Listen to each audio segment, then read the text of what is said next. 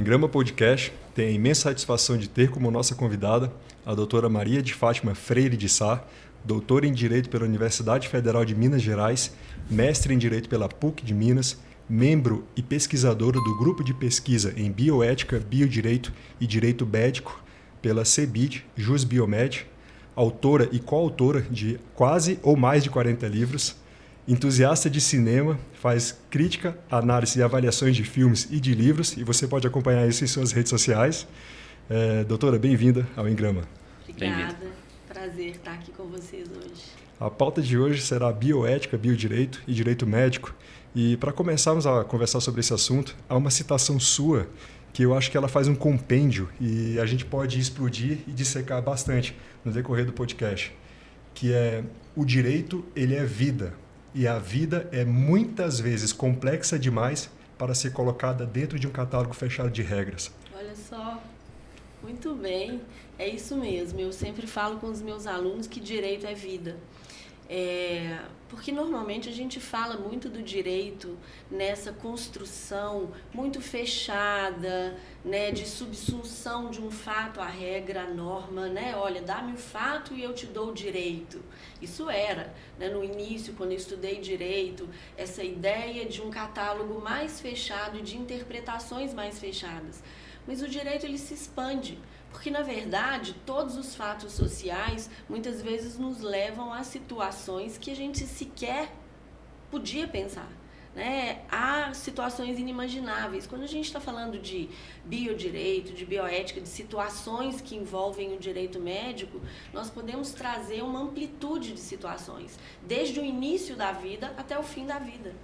Então, e no meio de tudo isso, nós temos N situações que envolvem o ser humano, a pessoa humana e suas possibilidades de construção de pessoalidade, né? E o direito, ele precisa se adaptar a essas mudanças, trazendo respostas. O problema é que o direito não pode, muitas vezes, trazer respostas últimas, né? Porque as situações, elas se desenvolvem ao longo do tempo. Vou dar só um exemplo, que acho que talvez seja um pouco daquilo que a gente vai falar, porque está interligado. A questão dos testemunhas de Jeová, né? Eles têm direito à morte da forma como eles entendem que seja. Lembrando, eles não querem morrer, mas eles não querem aquela transfusão de sangue. Exato. Então, o que é para o direito a inviolabilidade do direito à vida? Né? Quer dizer, a gente pode hoje pensar numa única construção de um conceito fechado, ou, na verdade, a gente precisa pensar na vida com N aberturas voltadas para a construção de cada um. E o direito e a medicina, eles acabam também se contrapondo, né? Porque o juramento de Hipócrates faz com que justamente os profissionais de saúde queiram a todo custo, né, salvar vidas, e dá uma sensação de fracasso quando eles não conseguem, né, manter a vida ou até mesmo trazer qualidade de vida. Só que muitas vezes a situação da pessoa que está num quadro talvez até irreversível, a prolongação da vida, ela traz malefícios, né? Traz danos a ela e dor. E esse contraponto é que faz, né, que o direito tenha que conversar também com a medicina, né, para encontrar um termo. Exato. Eu acho que, assim, o que acontece é que o direito é uma ciência muito forte, a medicina da mesma maneira, e muitas vezes o que não havia era um diálogo. Hoje a gente caminha muito para esse diálogo. Mais do que importante, porque a conversa, ela leva a uma possibilidade de solução. E o que acontecia é que o médico via o advogado como uma pessoa inimiga, né, de alguma maneira. Por quê? Porque a gente fala muitas vezes na responsabilidade médica, porque quando a gente fala de morte, muitas vezes as pessoas não conseguem entender essa finitude de uma forma um pouco mais natural. As relações familiares, elas levam muitas vezes a um desfecho complicado quando há morte, né? E durante muito tempo a relação médico-paciente, ela foi uma relação muito mais paternalista, menos dialógica, né? Eu lembro do tempo da minha avó. médico, em Minas Gerais, médico, padre, né? Eram as pessoas mais importantes que iam na casa da gente. Então, chegava lá com pão de queijo, com um cafezinho, com a toalhinha super nova ali para o médico que ia, né? Assim, aquele médico de família que ia dentro de casa. Ninguém contestava uma avaliação daquele médico naquela época, né? Não. E é isso, né? Quer dizer, a ideia do pêndulo, né? O equilíbrio do pêndulo. Se de um lado o pêndulo vinha muito para um lado, né? Assim, aquela ideia paternalista, a ideia de realmente do domínio, né? Da ciência do médico sobre o paciente, em relação ao paciente, de determinar aquilo que era bom para o paciente, veio depois um outro lado. Olha, a responsabilidade do médico sobre os atos em que ele, né, sobre os atos em relação ao paciente. E depois veio essa ideia de integração, de dialogicidade, de horizontalidade na relação médico-paciente. Não se pode ver isso de uma forma ruim, porque, na verdade, o médico não é uma questão de jogar informações ao paciente, é muito mais uma questão de dialogar. Qual é o sentido da sua vida? O que você quer para ela? Né? O que te faz feliz, a depender da doença que se tenha? E é essa conformação que se tem que ter, né? Numa relação médico-paciente. Se a relação médico-paciente ela é bem construída, não vai haver a ideia de buscar sempre o culpado, né? Quando há um desfecho ruim, né? Eu acho que essa é a grande questão, é unir duas ciências que são extremamente importantes. Hoje, dentro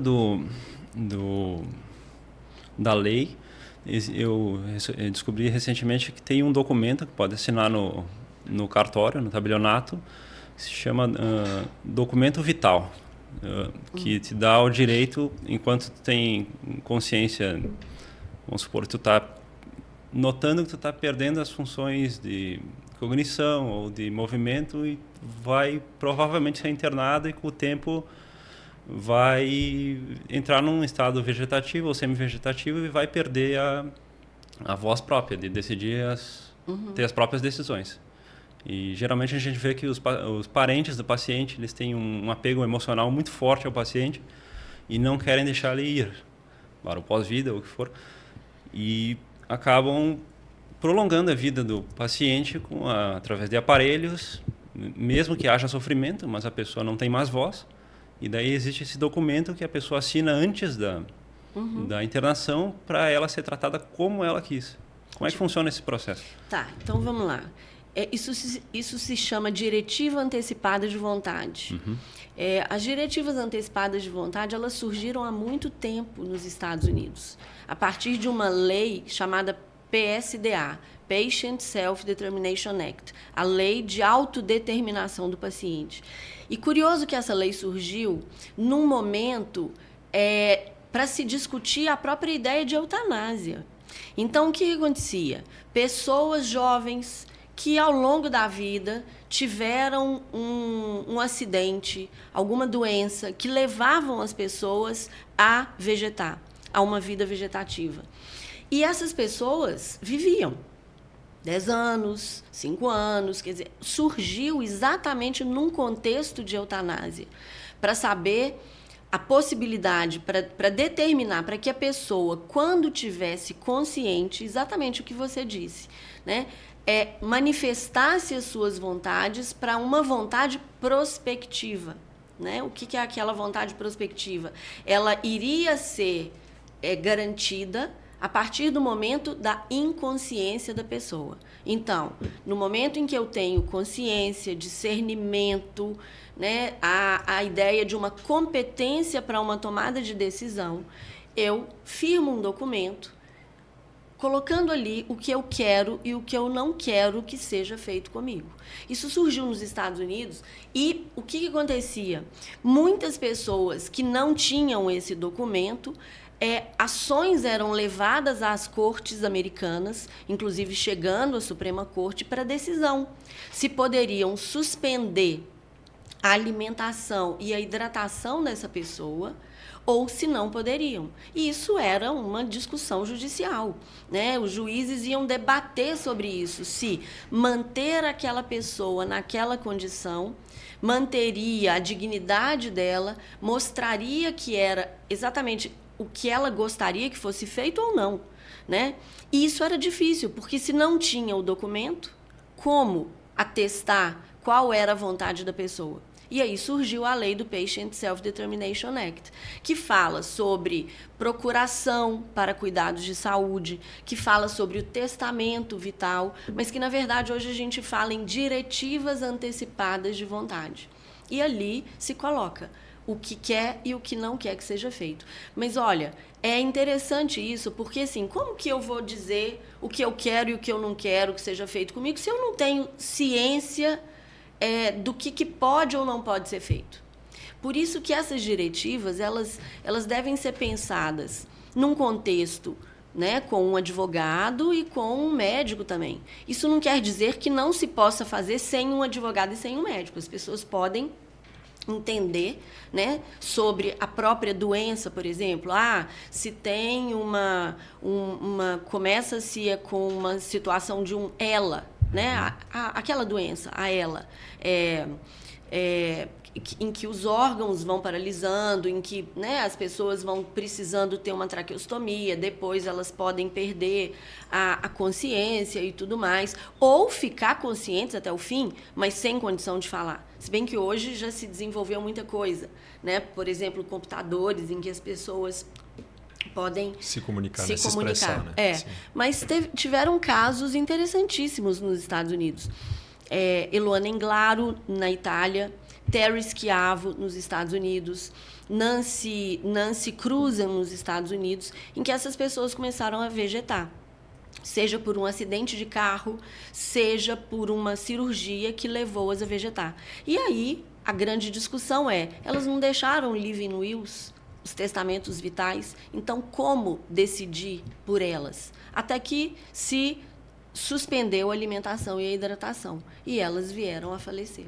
Então, hoje, seja no Brasil, seja em muitos outros lugares, o Brasil não tem uma legislação sobre isso, mas existe uma possibilidade de se fazer esse documento, né? Existe uma resolução do Conselho Federal de Medicina que fala, inclusive, sobre as diretivas antecipadas, com algumas limitações e tudo mais, mas é possível que as pessoas façam um documento escrito, registrem em cartório de notas, ponham testemunhas, conversem com o médico e o médico coloque, inclusive, no prontuário médico, que eu acho que é mais complicado, né, por segurança do próprio médico, né, ou façam um documento e entreguem para pessoas e tudo mais. Eu tenho uma diretiva antecipada de vontade, né, e ali eu digo o que eu quero e o que eu não quero que seja feito comigo.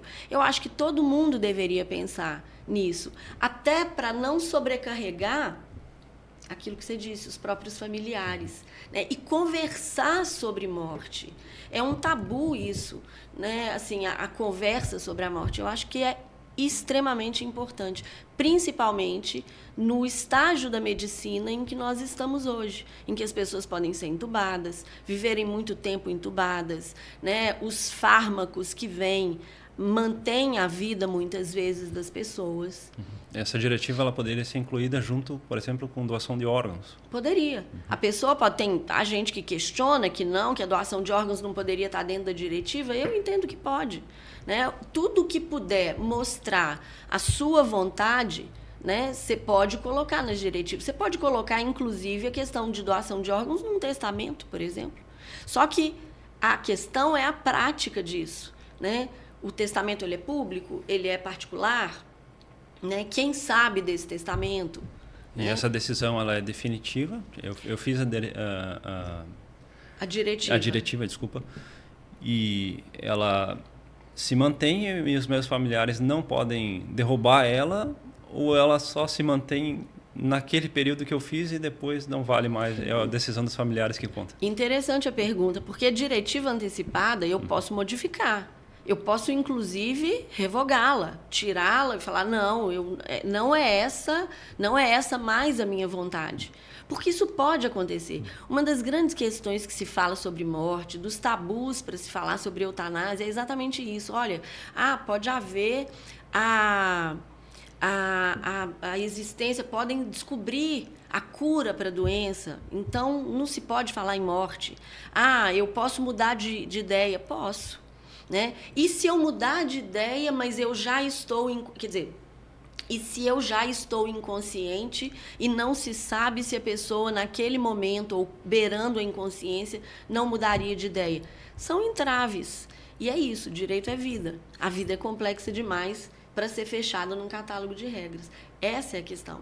Nós temos que lidar com essas incertezas. Porque, por exemplo, se a gente fala em situações patrimoniais, eu faço um testamento. Eu posso mudar o testamento. Posso fazer um outro testamento. Bom, mas eu não mudei. Morri. E aí? Aquele testamento é válido. Mas ele brigou com fulano durante a vida, a pessoa fez isso e tal. Não mudou. Então, os bens vão da forma como se foi colocado ali. Da mesma forma, a ideia do evento morte e daquilo que eu penso para mim e coloquei ali. Se eu não mudei essa diretiva, quer dizer que é aquilo que eu quero que seja cumprido. Né? Então, são situações que a gente pensa exatamente nessa mudança e fala, puxa, mas ela morre. Né? Então, não fazendo isso, acaba se levando ao evento morte. Mas qual é a segurança que se tem em relação a isso? Não se tem segurança. Né? A única possibilidade seria realmente mudar o documento. E nesse documento se pode colocar um tanto de coisa. Por exemplo, não quero ser entubado, quero ser tratado em casa, não quero ir para uma clínica tal, gostaria que os meus familiares tais estivessem comigo no momento tal, gostaria de ouvir música, quero fisioterapia, quero assistência espiritual, a depender da crença que se tem. Né? Tudo isso pode ser colocado. A grande questão que eu trago aqui para vocês, que é o grande problema, eu posso colocar nesse documento que eu quero uma sedação terminal? Sim. Você citou Estados Unidos e nós vamos citar ao longo do podcast outros países também que já tratam a eutanásia, a morte assistida e que são legalizadas, como Bélgica, Holanda, a Suíça, no caso morte assistida, até Portugal, acredito que também já está bem avançado, né, nessa questão. E retornando ao Brasil, o Brasil é um estado laico, né, mas nem tão laico assim, né, porque a depender da questão moral pode estar muito aliado com uma visão cristã da sociedade. Seria essa a razão do Brasil ainda estar um pouco atrás dessa discussão? Eu acho que isso também, né? Assim, mas há países muito religiosos. Por exemplo, a Espanha também a gente vê, né? E a Espanha tem uma lei sobre morte digna e que foi construída até naquele momento da Covid. E por isso foi de alguma maneira contestada por juristas de lá da Espanha, que não era o momento, exatamente por achar que poderia incentivar a eutanásia como uma forma de liberar leitos e tudo mais, quer dizer, uma situação assim que as pessoas poderiam tomar decisões e que talvez não fosse o momento adequado. Eu acredito, sim. Eu acho que uma das questões é a sociedade como um todo, né? Eu não digo assim o fato de ser católico, porque muitos não são praticantes, mas eu acho que enxergam a vida como algo inviolável mesmo. Essa ideia de sacralidade da vida, ela precisa ser discutida, porque a vida ela é inviolável em que sentido? O que é a construção de uma vida boa para cada um? Essa é a grande questão.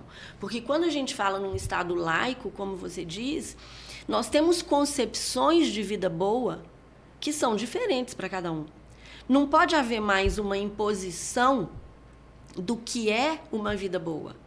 Né? Então, quando se colocava, vamos de novo para o direito e para a medicina, de um determinado momento, a vida ela era muito valorizada sob o aspecto biológico. Mas hoje, não só. nós temos que pensar na ideia da vida sob um aspecto biográfico também. E essa biografia, ela é diferente para cada um. Então, quando nós estamos falando na Holanda, na Bélgica, que são países assim muito mais liberais, né, e que têm uma sociedade muito diferente, eles são muito práticos para muita coisa, né? E eles trazem a possibilidade de morte assistida ou mesmo de eutanásia, né? De morte assistida no sentido de um auxílio ao suicídio.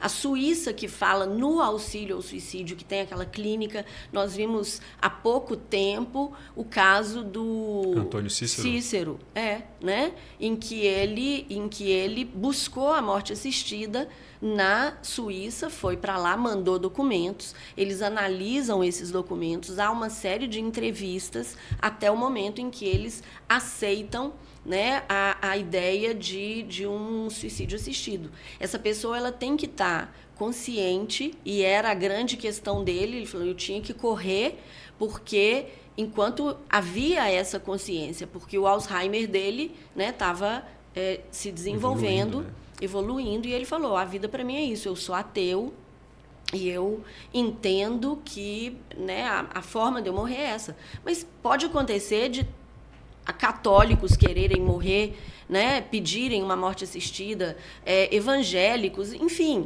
Quer dizer, eu não estou entrando aqui na religião de cada um, né, ainda que os dogmas das religiões determinem que sim ou que não, as pessoas elas acabam tendo esse direito a uma construção de biografia. O direito é vida, e o direito ele guarda a questão da individualidade, da propriedade, da vida digna, né? Da pessoa viver com dignidade, e pertence à vida ao momento da morte. Pessoa, né? Da morte também, né?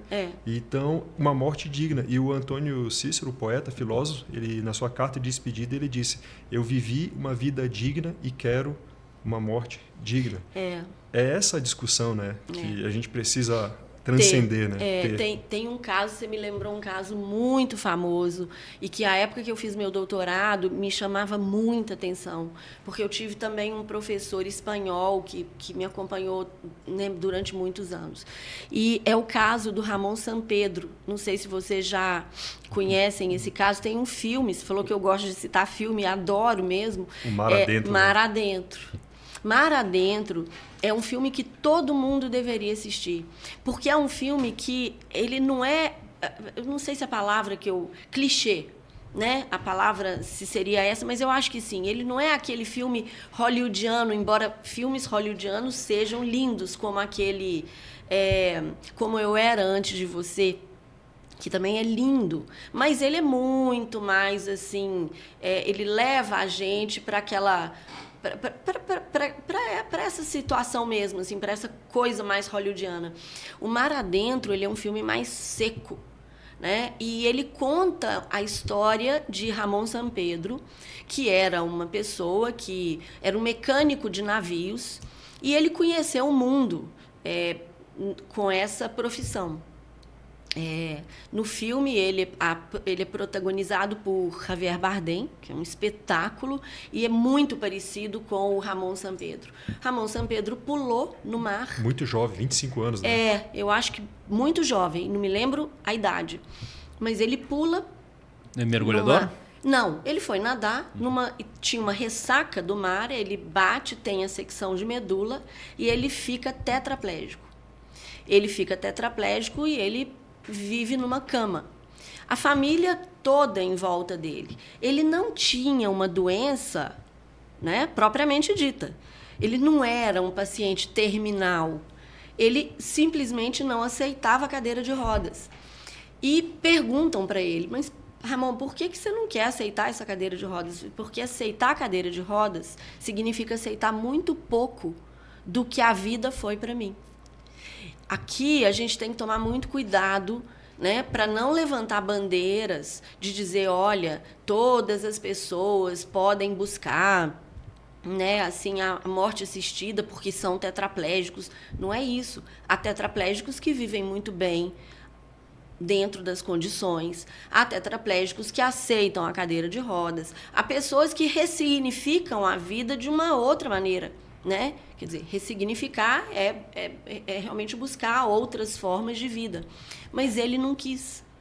E ele, assim, ficou muito famoso, as pessoas escreviam para ele escrevia para as pessoas. Muitas pessoas iam na Galícia porque queriam conhecê-lo. E ele pleiteou judicialmente a morte por um auxílio ao suicídio, porque ele não podia se mover, né? E o processo demorou alguns anos e o juiz o juiz não julgou o mérito e se declarou incompetente em razão do lugar. O que significa isso em direito? É a mesma coisa de, assim, eu vou propor uma ação aqui em Caxias do Sul, mas o juiz diz, não, essa ação não pode ser proposta em Caxias, ela tem que ser proposta lá em Erechim, por N situações processuais. E foi isso que o juiz fez. E aí, depois de tantos anos, né, pleiteando, acho que esse processo demorou mais de 5 anos. O juiz não quis ter vinculado o nome dele à questão. O juiz não tirou dele. O juiz não julgou o mérito. Ele decidiu por não decidir. Eu acho que basicamente é um pouco disso, porque é uma questão processual. E aí ele tem o auxílio de uma amiga, uma namorada e tal, e ele escreve uma das coisas mais bonitas. Eu lembrei dele porque você falou da propriedade.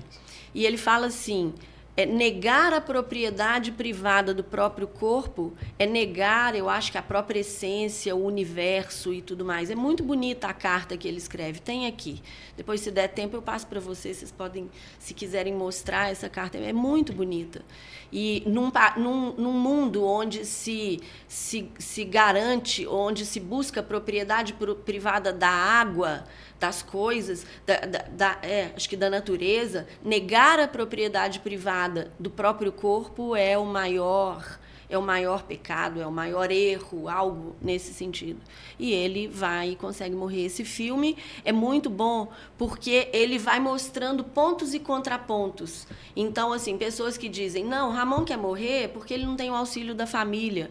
Mas a família vivia para ele, tinha um sobrinho que o amava muito. E o Ramon, a cunhada, que era uma coisa maravilhosa, uma pessoa maravilhosa. Aí, não, mas o Ramon quer morrer porque ele está deprimido. E ele dizia, não, eu não estou deprimido.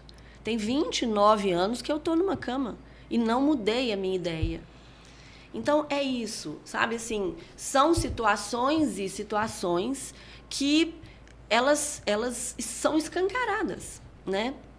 Pessoas que perdem a autonomia por doenças degenerativas, pessoas que vegetam numa cama, às vezes muito novos, por causa de acidentes ou cirurgias, pessoas que buscam a morte. Tem um caso hoje que está muito nas redes sociais de uma moça até de Minas Gerais também, que vem, eu não sei se ela mora em Varginha, bom, enfim, eu não me lembro a cidade, mas acho que ela se chama Carolina, e ela tem aquela doença que é uma nevralgia do trigêmeo, que disse que eles colocam como a maior dor do mundo. E aí ela foi muito assim questionada e assim pessoas que a apoiavam e pessoas que assim, né, que de alguma forma trataram muito mal quando ela fala que ela quer morrer e que ela quer ir para a Suíça e tudo. É isso, eu acho que hoje em dia a gente realmente precisa discutir sobre morte, né? Eu li a respeito desse caso, realmente ela é jovem, mas ela coloca em palavras ali que a dor que ela vem sentindo, e já não é de pouco tempo, é de muito tempo, ela nunca é incomparável e indescritível.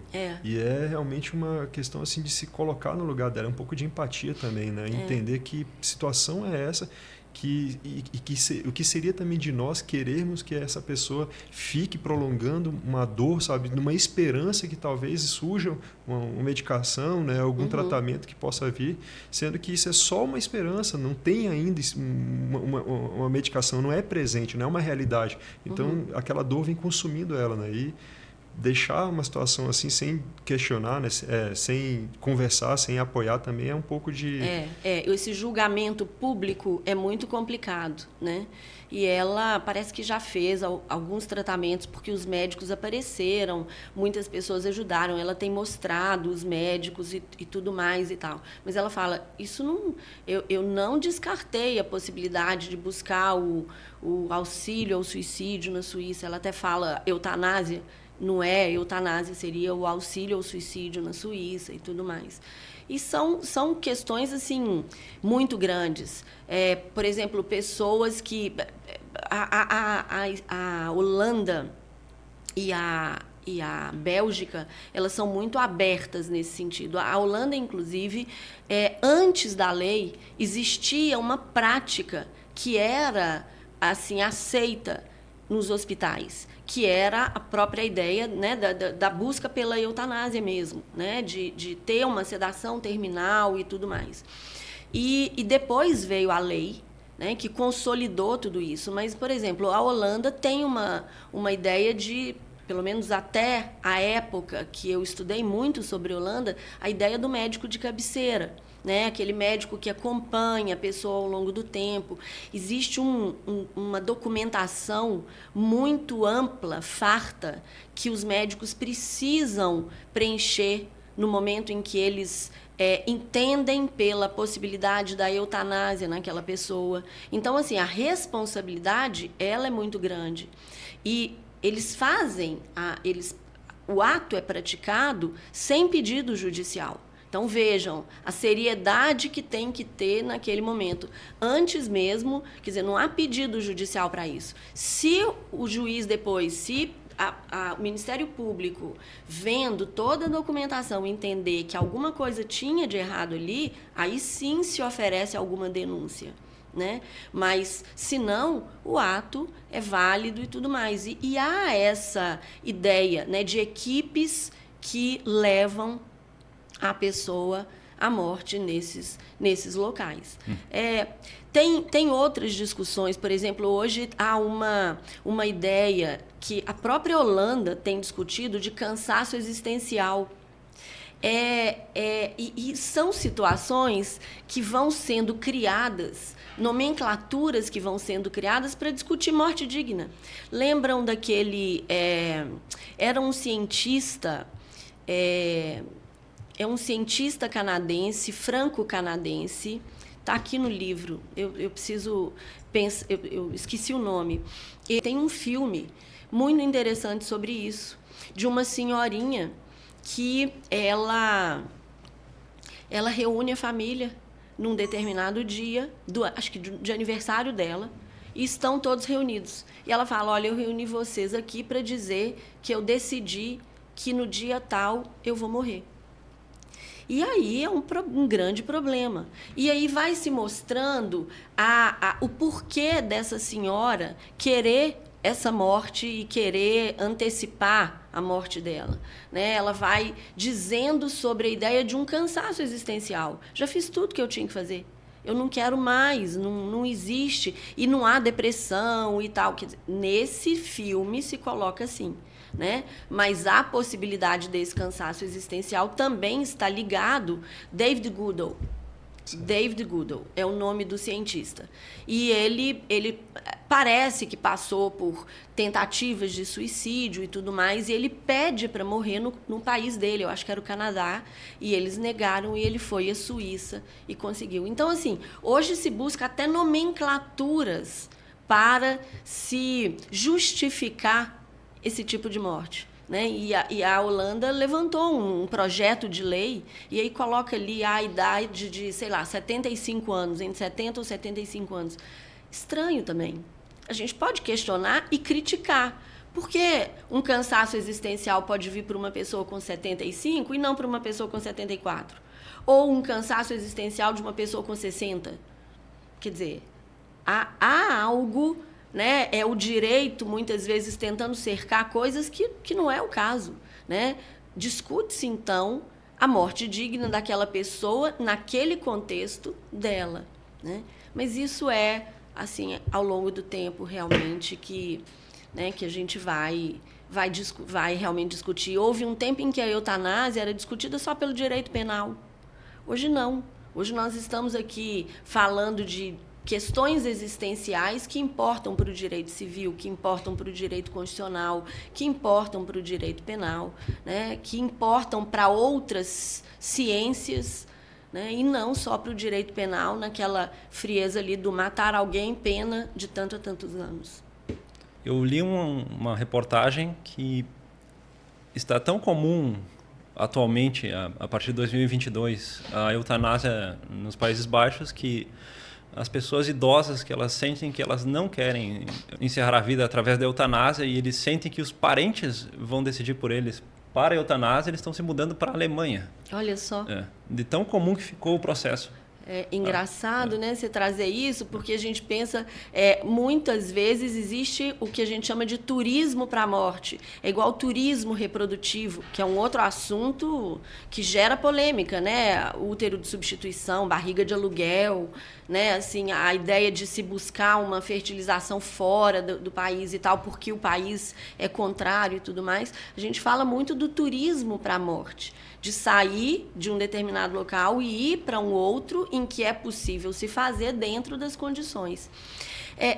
Eu não conheço hoje a fundo os percentuais e artigos publicados mais recentemente sobre isso, mas a Holanda ela tem uma política, de alguma forma, um pouco rígida dos médicos no sentido de abrir a possibilidade ou não. Pelo menos era assim. Há pouco tempo eu estava fazendo uma atualização de um livro e me chamou a atenção um artigo, mas eu não peguei, eu guardei só o artigo, porque eu falei, não é a hora de eu mexer com esse artigo, e falando sobre percentual de pessoas que conseguem e de pessoas que são negadas à morte. E tinha um percentual razoável de negar. Mas essa é uma preocupação também. E eu acho que essa foi a preocupação, inclusive, dos juristas na Espanha, no momento da elaboração da lei. De ser uma possibilidade para levar pessoas à morte, ainda que essas pessoas não quisessem.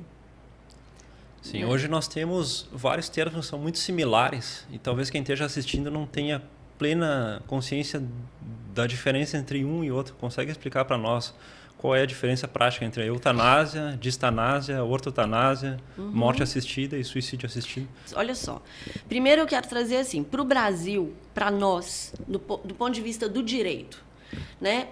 O que é importante nessas divisões? Saber se alguém vai ser punido ou não, né? Então, quando se fala nessas divisões de eutanásia, de nomenclaturas, é muito nesse sentido. E muitas são construídas também para tirar um peso, uma carga moral de uma nomenclatura. Eutanásia, por exemplo. Eu falo muito, às vezes, quando eu dou aula em cursos de direito médico, em que tem médicos e que tem advogados e tudo mais, sempre existe um cuidado em relação aos profissionais da medicina que estão ali. Porque eles, de alguma maneira, às vezes, se sentem ofendidos no momento em que a gente fala eutanásia. E, na verdade, quando a gente está falando em eutanásia, pode ser uma ressignificação daquela nomenclatura. Porque a eutanásia, e, de novo, para o direito, é saber se algo ou alguém será punido, né? Se alguém será punido por algum ato. Então, quando a gente fala em eutanásia, a carga sobre a eutanásia é matar alguém, uma morte que é piedosa, né? Uma morte boa. O que é uma morte boa? Uma morte sem sofrimentos, sem maiores sofrimentos. Se é que existe a ideia de uma morte boa, né? Tem pessoas que falam, o fulano morreu de um ataque cardíaco, ai, que bom, não sentiu dor, enfim. Então, a eutanásia é morte boa. Ela foi construída nesse sentido, de levar o alívio da dor a alguém que sente muita dor, né? Quando a gente está dizendo no campo do biodireito, nós falamos que esses atos, a eutanásia, ela deve ser praticada em caso de ser praticado, ou possível, né, ou a possibilidade de ser, por alguém que seja um profissional da medicina, porque é ele que vai saber levar o alívio da dor para uma pessoa. Né? Há casos, assim, terríveis de filhos que pedem para os pais para matá-los, né? Para levá-los à morte, de pais que pedem para filhos e tal, e assim, acaba sendo muito mais trágico do que o contrário, né? De se levar a uma morte boa. Então, é a morte que é uma morte, a eutanásia é levar uma pessoa à morte, que a pedido dessa pessoa, né, ela tem que estar consciente, ela tem que saber o que ela está pedindo, de forma a aliviar uma dor que seja para ela insuportável. Então, quando a gente fala nessas distinções, a gente pode, no campo do direito, existe a eutanásia ativa, a eutanásia passiva. A eutanásia ativa, ela pode ser eutanásia ativa direta e indireta. Então, uma eutanásia ativa direta, uma injeção letal. Pronto. Né? Lembram do Menina de Ouro, filme? E tem tanto filme para a gente falar, né? Sim. Menina de Ouro, mas aí foi o treinador da moça que levou a morte a ela e ele saiu desesperado, né? Ali daquele quarto e tudo mais, mas porque, do ponto de vista do direito, seria um médico e não ele. Mas é uma injeção letal. Uma eutanásia ativa indireta, aqui a gente tem que tomar muito cuidado, porque a gente está falando em eutanásia. E os médicos que nos assistirem podem falar, não, está tudo errado. Não, é pelo seguinte, na bioética se fala em princípio do duplo efeito. O que é? Levar o alívio a uma pessoa com determinado fármaco, mesmo sabendo que esse fármaco pode provocar, por exemplo, uma falta de ar, uma apneia e levar a pessoa à morte. Ou seja, qual é a primeira vontade? Aliviar a dor, né, com um determinado medicamento, ainda que numa situação secundária leve à morte da pessoa. E a bioética, ela fala, como eu disse para vocês, no princípio do duplo efeito, que é isso. Tá? Então, assim, o médico não tem a intenção de matar, mas tem a intenção de aliviar a dor. Da mesma forma que a gente poderia falar na eutanásia ativa direta. Mas essas divisões, elas vêm até mesmo pelo desenvolvimento da medicina e dos fármacos. Né? A eutanásia passiva é levar, assim, deixar que a morte aconteça no seu tempo. Eu sempre eu sempre entendi a eutanásia passiva e a ortotanásia da mesma maneira. Mas hoje se traz uma diferença para dizer que a ortotanásia, ela é a morte que é levada, que acontece no tempo certo. E a eutanásia passiva, a pessoa deixa de fazer algo que poderia fazer para manter a vida do paciente. Eu entendo essas nomenclaturas muito como uma tentativa de aliviar essa carga moral, né? Embora hoje a eutanásia ativa ela seja considerada do ponto de vista do direito penal, mas vejam, o direito não é só o direito penal, como crime. E ainda assim é questionável, porque não existe uma tipificação no Código Penal para a eutanásia. O que existe no Código Penal é uma diminuição da pena quando se fala em homicídio privilegiado, que é praticado sob relevante um estado de emoção e tudo mais, e tem uma diminuição da pena nesse sentido, no artigo 121 e tudo mais. Então é isso. Essas divisões, distanásia é o contrário da eutanásia. É manter a vida a todo custo. E isso hoje também é criticado pelos próprios médicos, muitas vezes. Né? Então, já há uma abertura para não usar de meios extraordinários de manutenção de uma vida que precisa chegar ao fim. A mistanásia é o que se chama de eutanásia social. É o descaso do Estado, né? É a morte fora da hora. E curioso isso. Eu li um livro uma vez que se chama A Solidão dos Moribundos, de um sociólogo, eu acho que ele é sociólogo, que é o Norberto Elias. Ele escreve esse livro e é muito interessante quando ele fala dessa solidão dos moribundos, do afastamento das pessoas no momento em que aquele ser que está ali, né, precisa, é o momento em que ele tem mais solidão e é o momento em que ele precisa mais da pessoa. E muitas vezes as pessoas se esquivam, porque, e aí no entender do Norberto Elias, é uma forma de você se ver no espelho, né? E aquilo te afasta daquela pessoa, você não quer ver aquilo. E quando a gente fala em mistanásia, de alguma forma me lembra um pouco esse livro, porque está distante da gente. Eu me lembro, às vezes, de ir para a faculdade em Belo Horizonte, passar em frente à Santa Casa, aquelas filas imensas, dobrando as esquinas. E eu pensava assim, será que essa pessoa vai ser atendida hoje? O que será que ela tem? Qual é a doença dela? E muitas vezes ela vai morrer fora da hora por falta de tratamento, pelo descaso do Estado. Essa é a mistanásia. E o auxílio ao suicídio, acabando agora essas divisões, é o ato de ajudar alguém, de orientar alguém, mas não é o ato... O ato é praticado pela própria pessoa. Então, quando as pessoas vão à Suíça, o que aconteceu com o Antônio Cândido? Ele tomou um medicamento, mas ele pegou um medicamento em que houve um auxílio a ele, né, uma orientação sobre como tomar e tudo mais, mas o ato é praticado pela própria pessoa. É isso.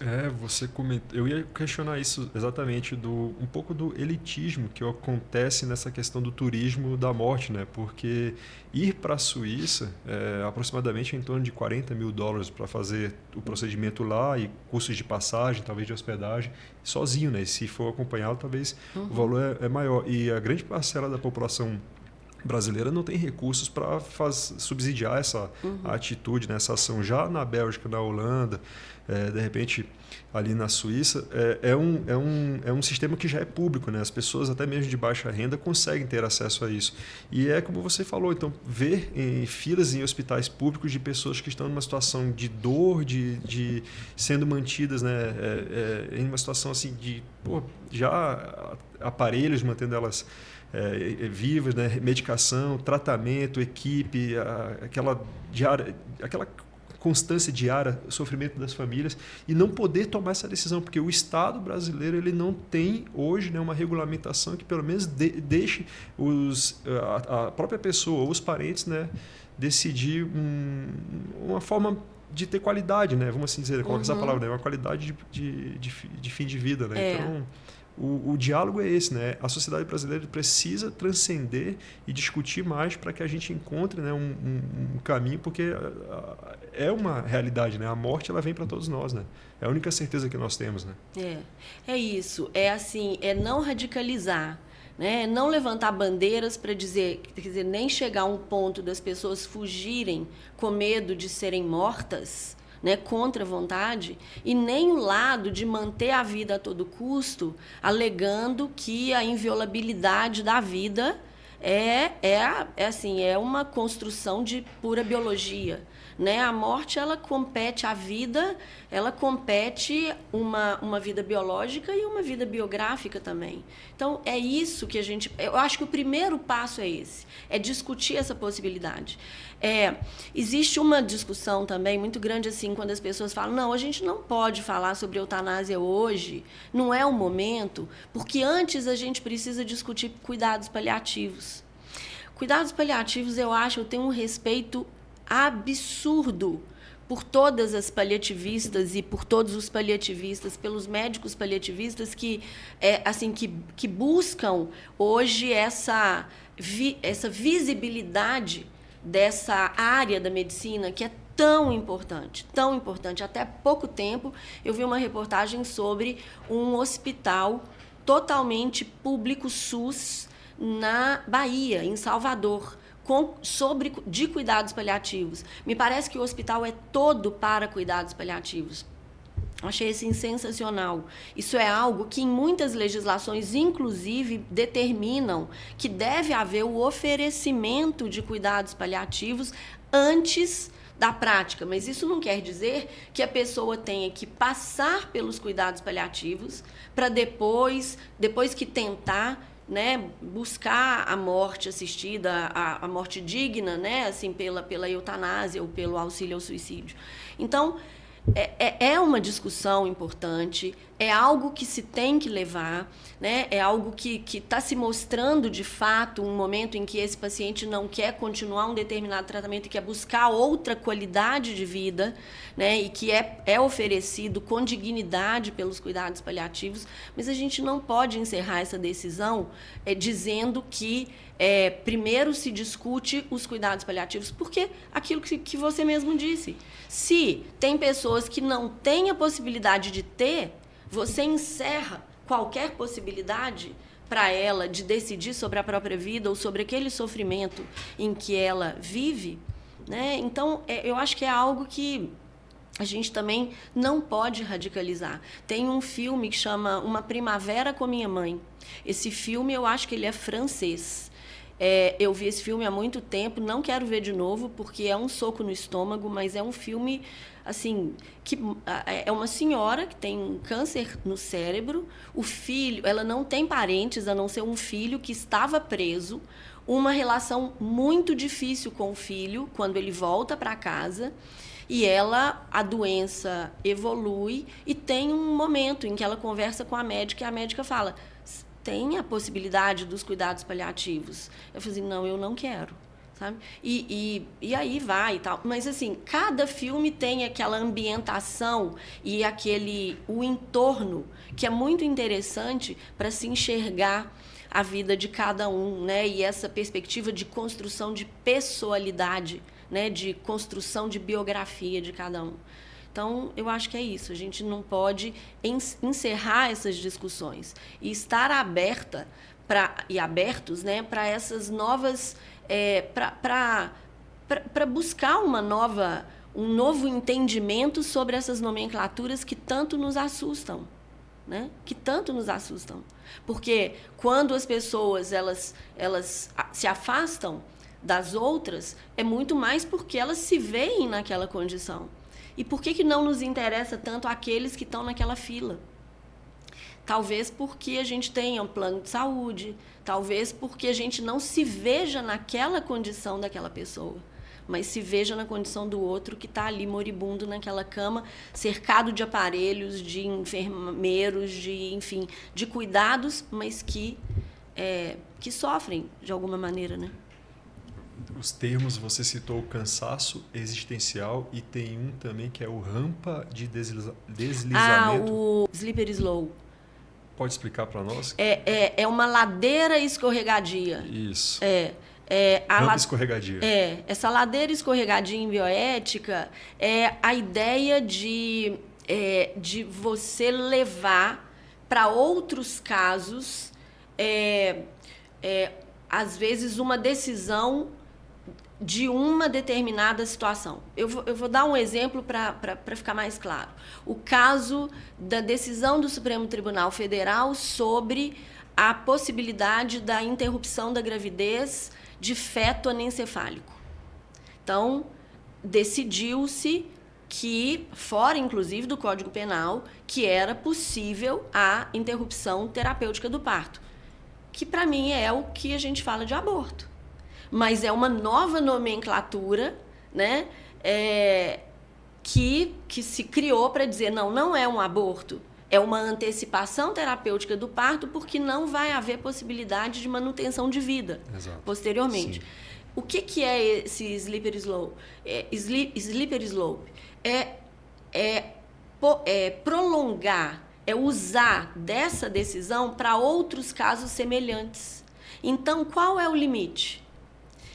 Então uma mulher que esteja grávida e que o feto tenha uma doença que se chama síndrome de Patal, que é gravíssima, síndrome de Edwards, que há, de alguma forma, alguma incompatibilidade com a vida ou é próxima de uma incompatibilidade com a vida.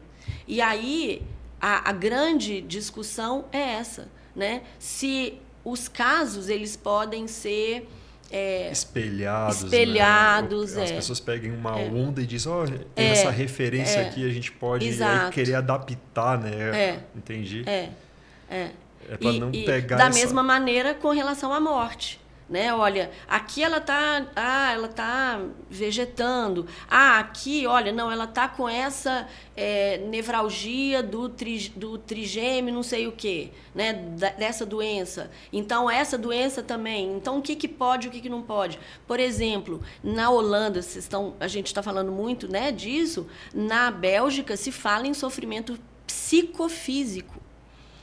Tem um documentário, chama 24 and Ready to Die.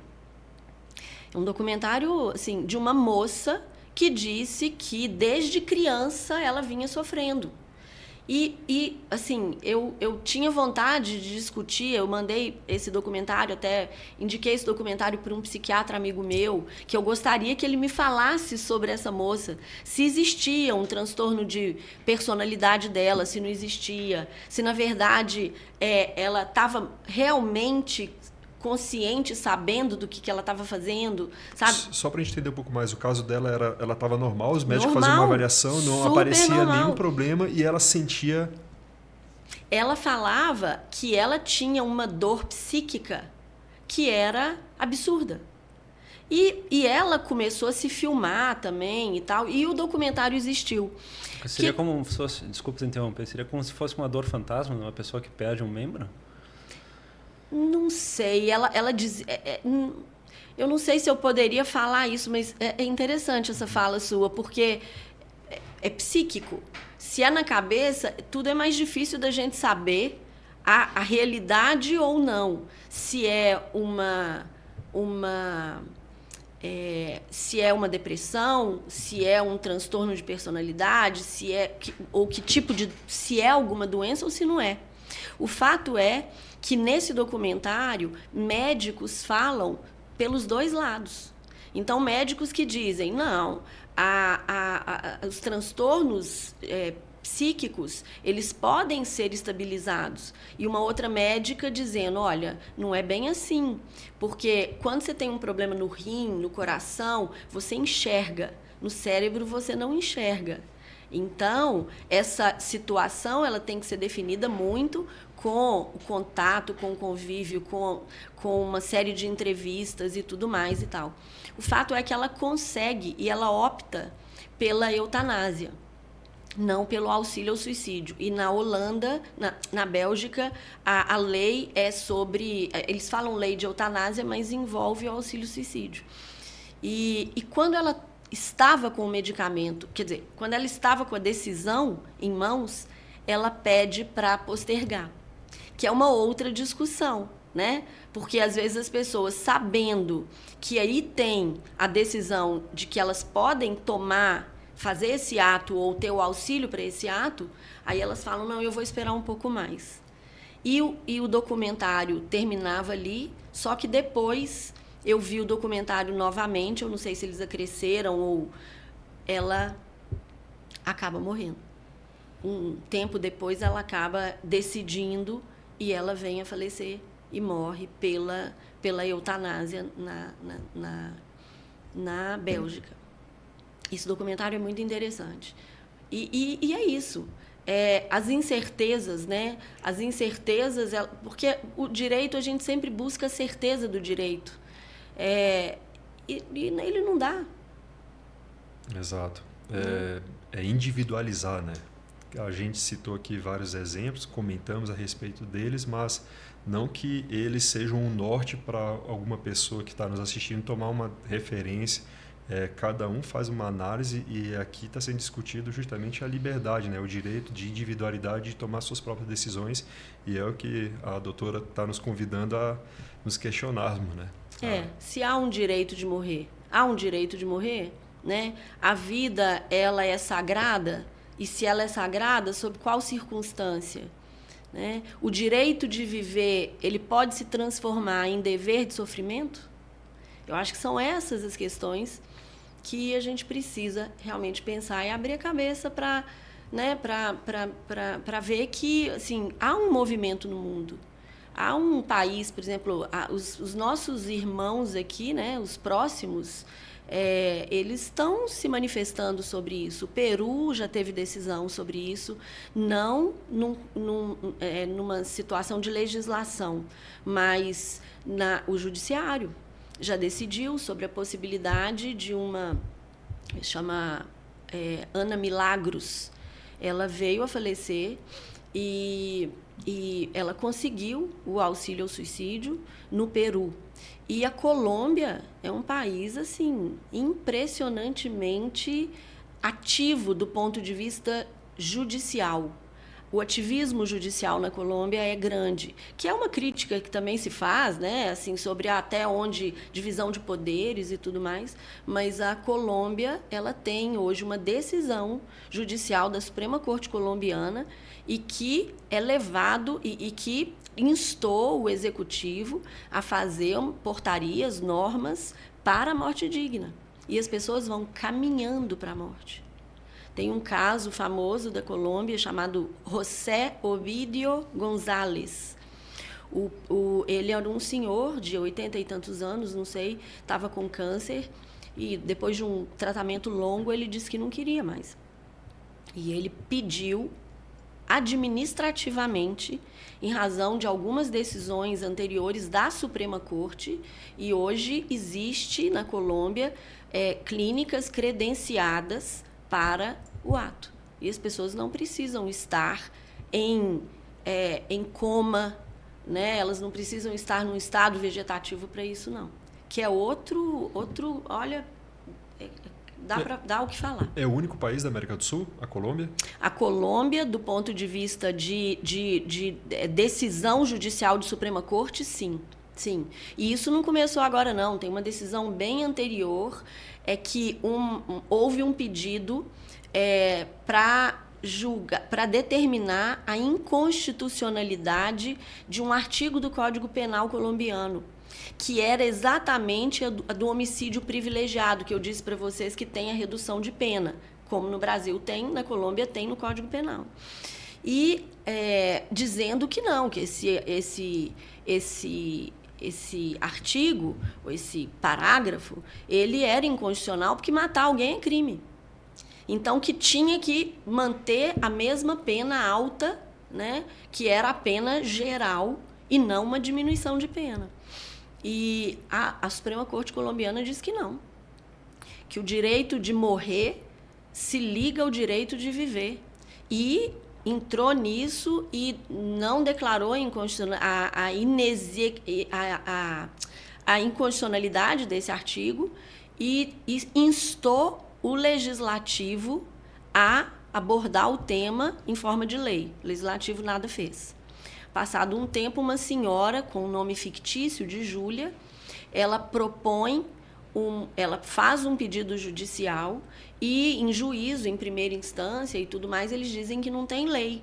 Só que ela recorre com base nessa sentença do Supremo Tribunal Federal, da Corte Constitucional Colombiana, e a Corte vai além daquela sentença. E aí determina que, como o Judiciário não se manifestou, que determinava que o Executivo fizesse, com base na sentença, um documento para a morte digna e que as pessoas teriam que responder e tudo mais, e etc. Mas ela morre antes. Ela morre antes. Então, esse processo poderia ter sido extinto por falta de objeto. Afinal de contas, a pessoa morreu. E a Suprema Corte levou adiante. Caramba. Hoje, estava falando bastante de direito e da bioética. Como é que a bioética hoje pode ajudar a mediar esses conflitos que nós temos entre os familiares e os médicos na questão da eutanásia? Eu acho que essas questões elas envolvem muito outras áreas do saber. Por exemplo, a psicologia. Né? Quando a gente está falando de situações assim, hoje há possibilidade de comissões interdisciplinares nos hospitais para trabalhar esse tipo de questão. É claro que não se coloca hoje a ideia de uma sedação terminal, né? Embora a sedação ela venha ao longo do tempo. Né? Uma pessoa que já está com muita dor, ela está numa situação... Eu estou falando assim, né, de uma maneira geral. Né? E aí vem o alívio da dor, a sedação devagar, até que a morte aconteça e tudo mais. Mas, assim, os hospitais, eles precisam hoje ter essas juntas multidisciplinares, inclusive com relação a outras situações.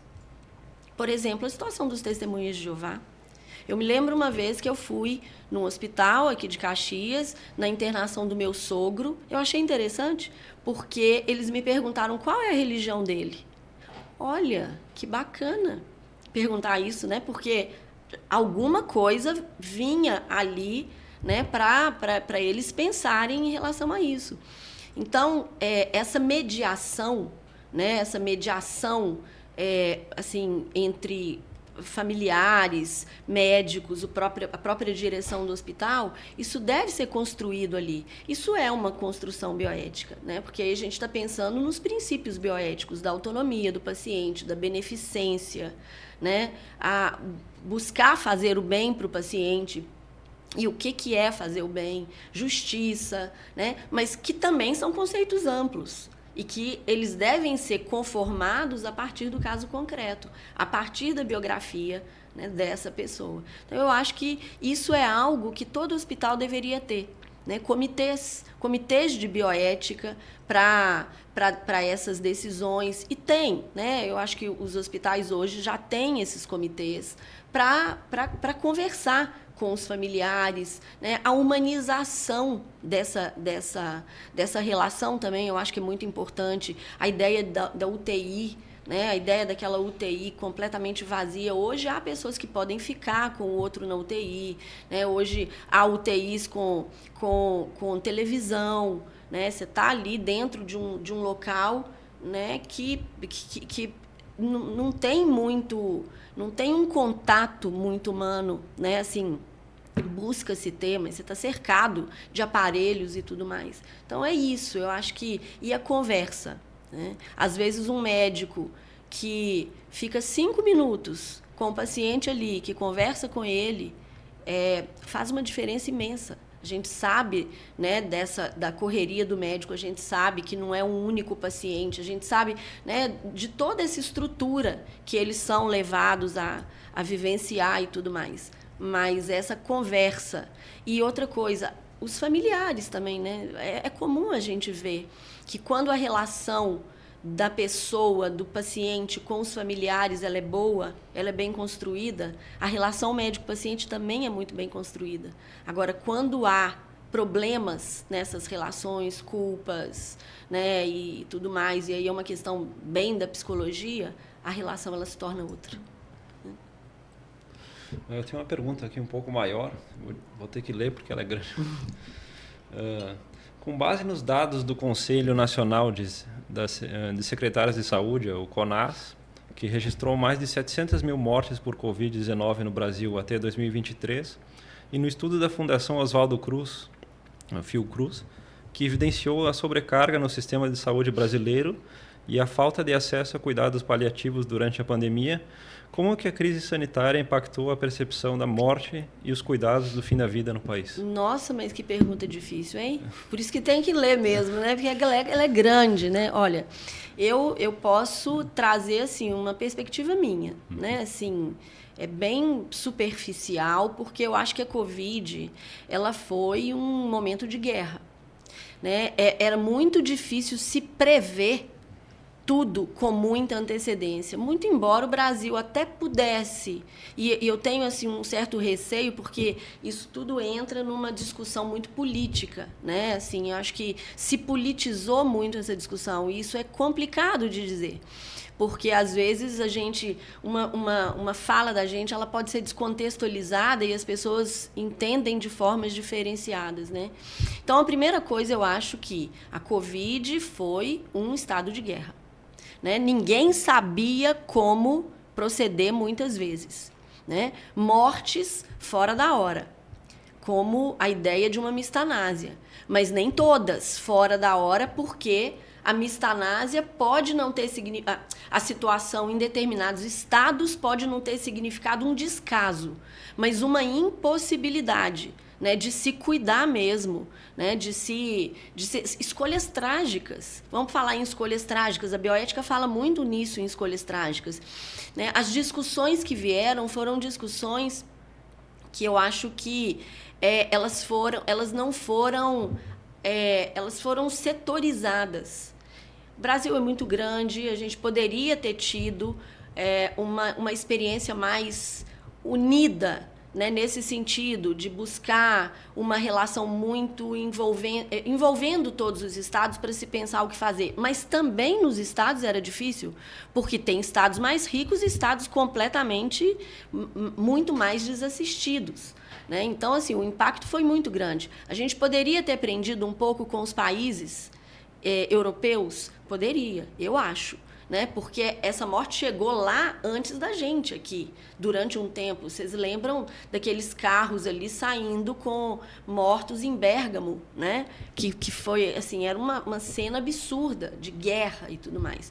O impacto que eu acho que pode, assim, que a relação que eu acredito que possa acontecer primeiro, na ideia de se descartar pessoas, né? Isso é uma ideia, como eu disse para vocês, que esse professor e muitos juristas ali na Espanha levantaram a ideia de não trabalhar uma lei sobre eutanásia nesse momento, né? Para não impactar tanto e não criar uma ideia de descarte do ser humano. Eu acho que isso é um ponto importante. E mesmo nos níveis que se pudessem levantar, por exemplo, idosos, crianças, quem salvar?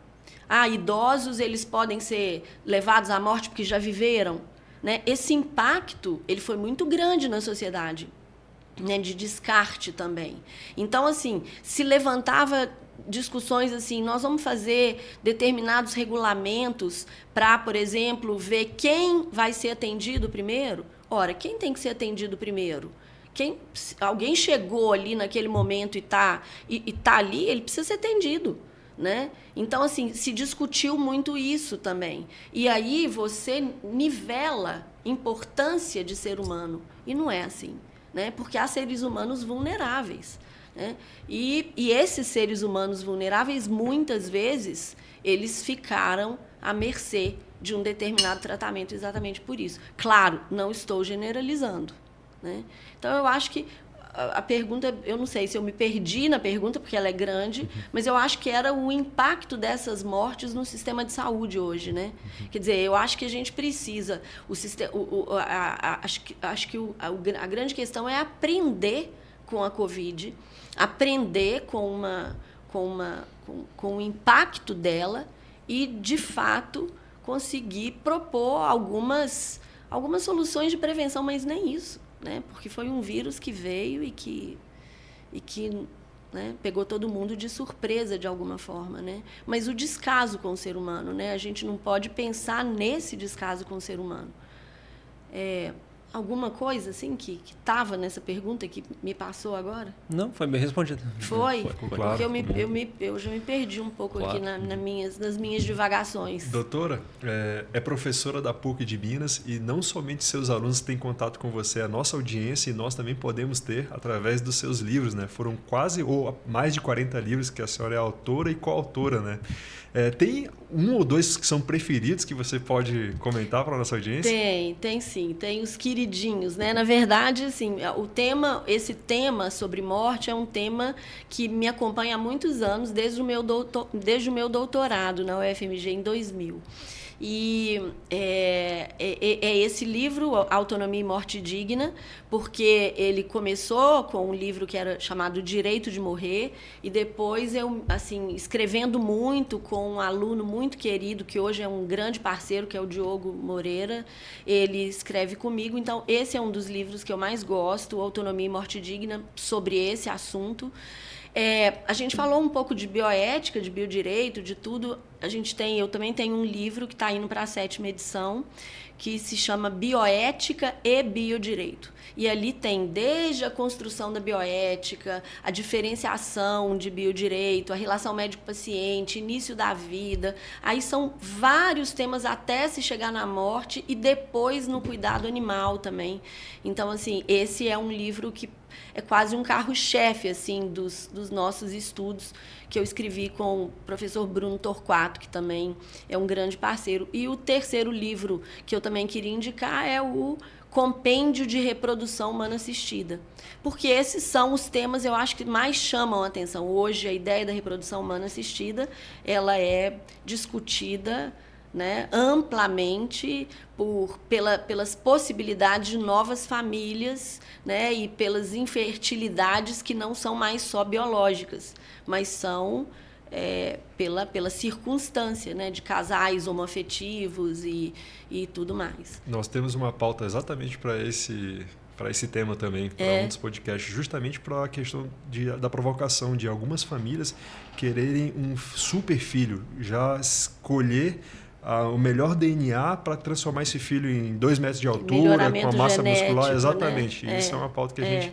É infindável. A bioética ela é infindável. É impressionante como a medicina, as ciências biológicas, né, tudo isso leva a N possibilidades para o corpo humano e aí para a pessoa também, né?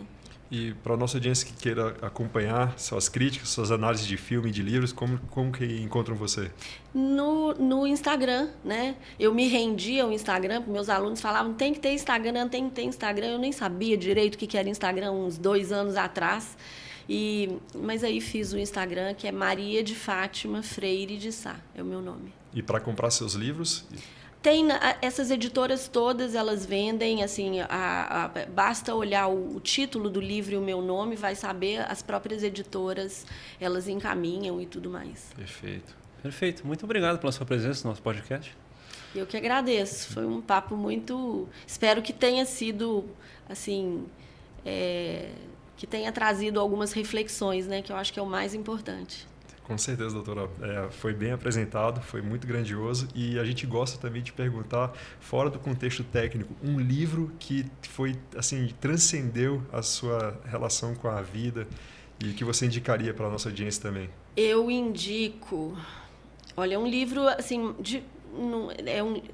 acho que é um livro que mais significou a minha vida foi Todos os Homens São Mortais, da Simone de Beauvoir.